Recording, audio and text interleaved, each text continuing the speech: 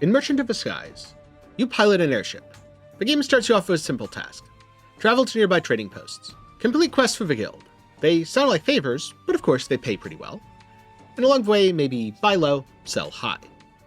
The world starts out vast and unknown. And there's this tantalizing indicator at the top. Earn 1,500 gold coins. And so that's exactly what I did. The guild tasks boosted my profits as I flew from isle to isle looking for the cheapest goods to ferry elsewhere and hopefully sell for exorbitant sums. After all, it's not easy to get these goods from island to island. You might run out of power, encounter a storm, or get attacked by a giant octopus god.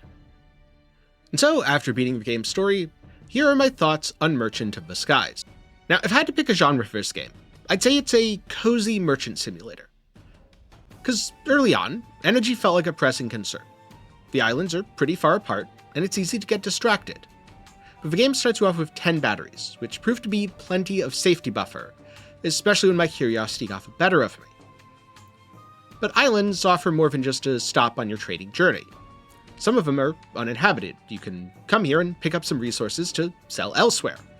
If you fancy yourself a business mogul, you can even buy them and set up an empire. More on that in a bit, though. There's special events you'll encounter, like Sam the Fish, who just wants some water, though the locals seem to think he's a god. Some cities have mysterious statues to Griette, the archipelago's hero. You can sing with carrots, feed a hen who lays golden eggs, encounter a wise man on a flying turtle, or engage with a rap battle against that octopus god I mentioned before. Okay, not exactly a rap battle, but hey, close enough. You can also travel, far to the southwest, to the Isle of Giants and level up your skills. There's a lot to explore, and at the start, there's a bit of danger, or maybe the illusion of danger, because I honestly don't know what happens if you do run out of energy. But as you progress, the game pretty quickly becomes calm and welcoming. The threats are very minor. It's really hard to run out of money. It's harder still to run out of energy once you've upgraded your ship. Yes, these could be problems, but overall, they're not serious issues, and you're easily able to overcome them. Personally, my experience might have been a little skewed though, because I ended up farming too much before upgrading my ship, and I found one of the higher level shipyards before I found one of the lower level ones, so I thought that you had to spend about 6,000 money to get a ship upgrade, and the caravel I bought made transport an absolute breeze, so I rapidly accumulated wealth and was able to speed through the rest of the game's early portions. It was also at this point where I started to think about grander goals, like rebuilding the lighthouse, which required more advanced materials. So I needed to buy some islands. After you buy islands, the first thing to do is build some storage.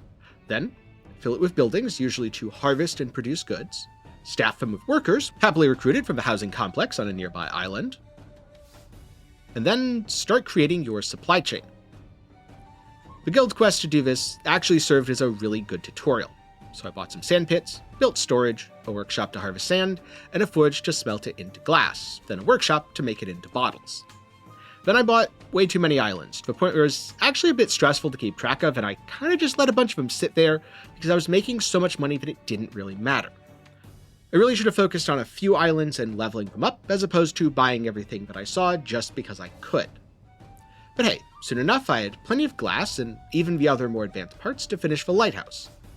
So I started building up my supply chain, producing all of the more advanced resources, and ferrying things from place to place, still selling occasionally, but at this point I was kind of just coasting on success, as my islands produced enough goods, but as long as I stopped by a couple on my journey, I would never run out of money, nor even have to really think about it.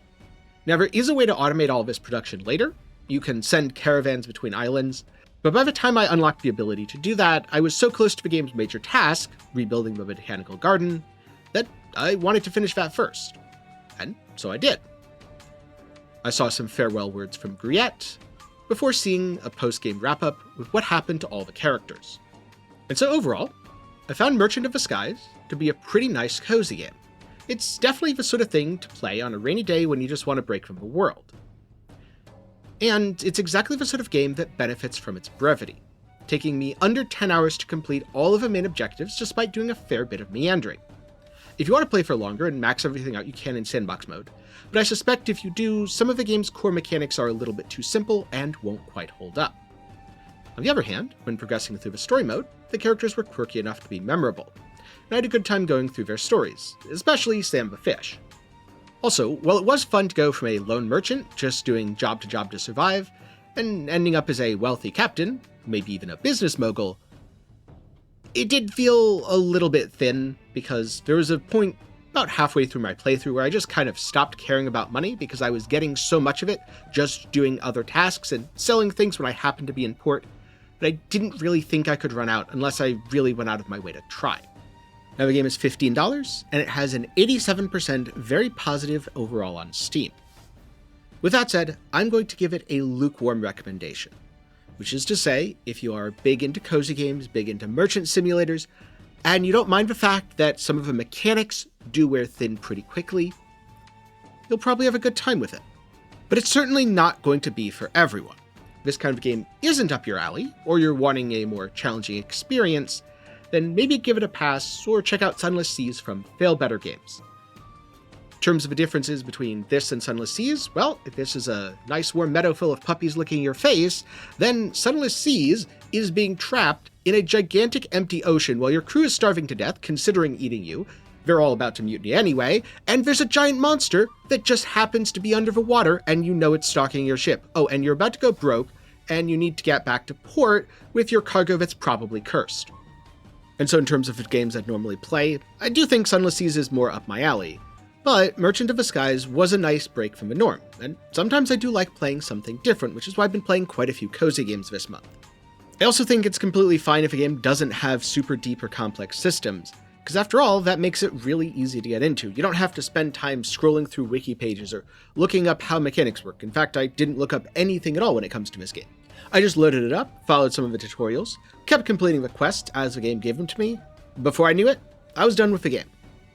Also, based on the message at the end of the game, this was made by just a couple people, and indie games made by small teams are some of my favorites, because when it's just you and a couple people working on a title, you get to experiment, do weird stuff, and usually not even worry about whether it's going to be profitable or a good idea afterwards. Which is probably why the writing was so goofy, and you know what? That was one of the best parts of the game. And so if the devs see this, keep making stuff, and I look forward to seeing what you do next. And so with that said, if you want to see my thoughts on other games, do be sure to get subscribed. If you enjoyed the review, leave a like while you're down there, and maybe let me know some of your favorite cozy or merchant simulator games. Who knows, you might even see a review on one of them in the future. On the other hand, if you're looking for something else to watch and maybe you want a completely different style of game, I recently reviewed Grime, which is a horror-inspired indie Metroidvania, basically the exact opposite of Merchant of the Skies. Because when I was playing Grime, I was constantly stressed to the point of being paranoid at what thing was going to kill me next. If that sounds interesting to you, the review's up in the card and down below. But for now, thank you very much for watching to the end, I'm glad you enjoyed, and I'll see you in the next one.